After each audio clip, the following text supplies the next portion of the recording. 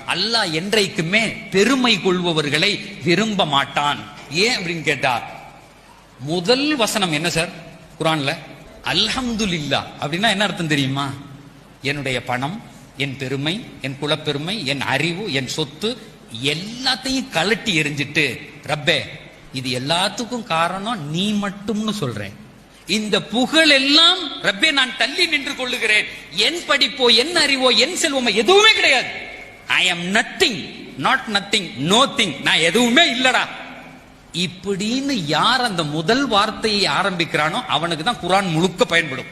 தற்பெருமை, நான் யார் தெரியுமா? என் அறிவால், என் சிந்தனையால் நடந்ததுன்னா அல்லாஹ் தஆலா அவனுக்கு பிடிக்கவே பிடிக்காது. அது ஒண்ணுதான். இரண்டாவது, அடுத்தவர்களை இழிவாக கருதுவது பிடிக்கவே பிடிக்காது.